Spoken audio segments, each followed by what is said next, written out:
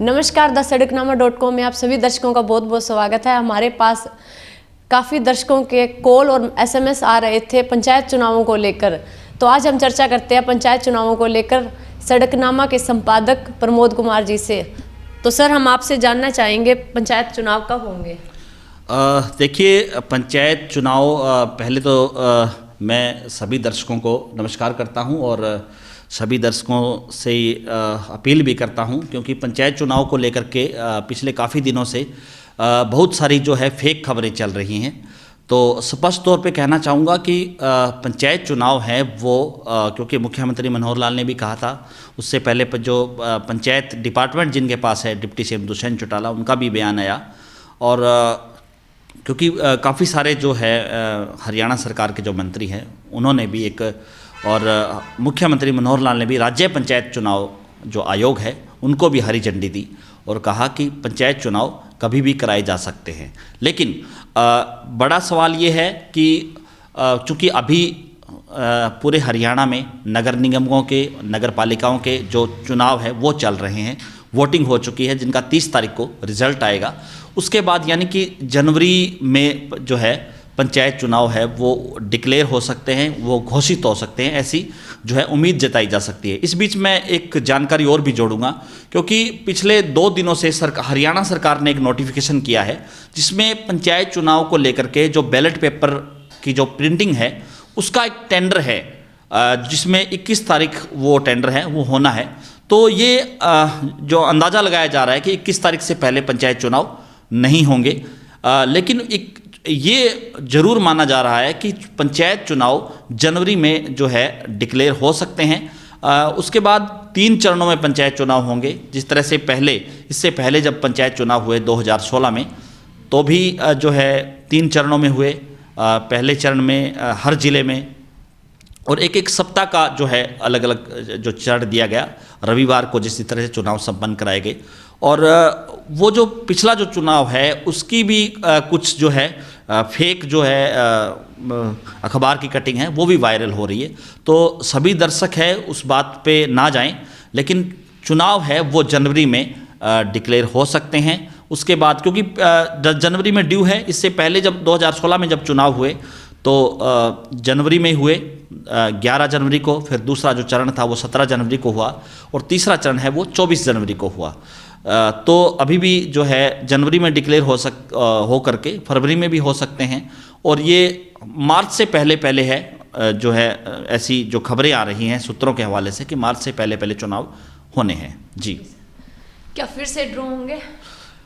Draw का ये कह सकते हैं, क्योंकि पहले जब ये चर्चाएं थी चुनाव करवाए जाने की, और उससे पहले ये भी चर्चाएं थी कि दिसंबर में जो है दिसंबर से पहले है ग्राम पंचायतों से जो है वो जो है उनका रिकॉर्ड है वो लिया जा सकता है। उसको लेकर के जो है पंचायतों के ड्रा हो चुके हैं, और जिनमें से आरक्षित और अनारक्षित और जो महिला जो सरपंच जहां बनाई जानी है उसको लेकर के एक बात स्पष्ट कर दूं कि हरियाणा में पंचायत चुनाव को लेकर के जो पहले जो महिलाओं के पास जो है 33% जो है आरक्षण था, और वैसा ही आरक्षण है वो अनुसूचित जाति को भी है। और अब जो पूरा जो आरक्षण है उसको लेकर के डेवलप किया गया है, क्योंकि इससे पहले जो ड्रा हुए थे वो उसी आरक्षण को आधार पे रखते हुए थे। अब क्योंकि विधानसभा में भी जो ये पारित किया जा चुका है, अब हरियाणा में 50% आरक्षण है वो महिलाओं को दिया गया है, यानी कि हर दूसरी पंचायत है उसमें महिला सरपंच बनेगी। और सिर्फ सरपंच ही नहीं, पंचायती राज संस्थाओं की हम बात करें जिसमें पंच भी आता है, सरपंच भी आता है, पंचायत समिति भी है और जिला परिषद भी है। तो ये पूरा जो नियम है या पूरा जो निर्देश है वो इन सभी पे लागू होगा। और 50% महिलाओं को जो आरक्षण दिया गया है, हो सकता है महिलाओं को लेकर के ही जो है फिर से ड्रा करवाए जा सकते हैं, सिर्फ महिलाओं को। और इसके साथ साथ जो एक नया, क्योंकि BCA को 8% का जो आरक्षण दिया गया है, तो जो जहाँ पे बैकवर्ड जो वोटर हैं उनकी संख्या अधिक है, तो उन गाँव को भी जो है उन गाँव का भी ड्रा जो है अलग फिर से करवाया जा सकता है। तो अभी ड्रॉ को लेकर के पूरी तरह से संशय बना हुआ है, क्योंकि ड्रॉ फिर से होंगे ये कहा जा सकता है। जी सर, हम आपसे जानना चाहेंगे महिलाओं को आरक्षण कैसे मिलेगा? महिलाओं को आरक्षण, जैसे मैंने आपको पहले बताया कि फिलहाल 33% आरक्षण महिलाओं को है। उसी जो है पैनल पे जो महिलाओं को जो है अभी ड्रॉ सिस्टम जो निकाला गया था करीब 2 महीने पहले, और अब ये कह सकते हैं कि जो 50% जो आरक्षण महिलाओं को दिया गया है, इसको हम सम विषम भी कह सकते हैं, या ये कह सकते हैं कि OD1, यानी कि उदाहरण के तौर पे हम ये कहेंगे कि अगर एक गांव की जो है इस बार महिला सरपंच नहीं है, तो अगली बार उस गांव की महिला सरपंच होगी। यानी कि 10 सालों में पूरे हरियाणा की जो है पंचायतें हैं उनमें महिलाएं सरपंच बन सकेंगी। यानी कि एक बार महिला होगी, अगली बार महिला नहीं होगी। यानी कि 50% आरक्षण है तभी महिलाओं को दिया जाना है। और ये इसलिए किया गया है कि महिलाओं को राजनीति में जो है उनकी भागीदारी जो है ज़्यादा बढ़ाने के लिए, उनको सुदृढ़ करने के लिए ये जो है महिलाओं को जो है आरक्षण दिया गया है। जी, राइट टू बिल क्या और इसके फ़ायदे और नुकसान हम आपसे जानना चाहेंगे। जी, ये आपका बहुत महत्वपूर्ण सवाल है, जिसके बारे में जो है हमारे दर्शक भी लगातार फ़ोन कॉल भी करते रहते हैं और जो है मैसेज भी इसको लेकर के कि राइट टू रिकॉल बिल क्या है। तो ये बिल इस बार जो है पंचायत, हरियाणा की पंचायतों में इस चुनाव में पहली बार जो है हरियाणा में लागू होने जा रहा है, और इस बिल को मंजूरी भी दी जा चुकी है। हालांकि इस बिल को लेकर के पहले हरियाणा के ये कहूँगा कि जो विपक्ष के नेता है भूपेंद्र सिंह हुड्डा, उन्होंने भी कहा कि ये बिल है पहले जो है MP MLAs पे लागू किया जाए, उसके बाद जो है पंचायतों पे लागू किया जाए, क्योंकि ये बिल एक ऐसा बिल है जिसमें सरपंच को पद मुक्त किया जा सकता है, ब्लॉक समिति सदस्य को पद मुक्त किया जा सकता है, जिला परिषद सदस्य को पद मुक्त किया जा सकता है, पंचायत सदस्य को पद मुक्त किया जा सकता है। और ये कैसे होगा? क्योंकि जब पंचायत के चुनाव होंगे उसके 1 साल बाद है वो किया जा सकता है। राइट टू रिकॉल बिल 1 साल बाद है वो, यानी कि लागू हो सकता है। और उसमें सीधे तौर पे ये कहेंगे कि पहले जो जिस ग्राम पंचायत में जिस वोटर की संख्या है, मतदाता हैं, वो उनका 33% जो मतदाता है वो लिखित में BDPO को या जिला लेवल पे DDPO को या पंचायत के जो CO है, चीफ एग्जीक्यूटिव ऑफिसर हैं, उनको लिखित में देगा।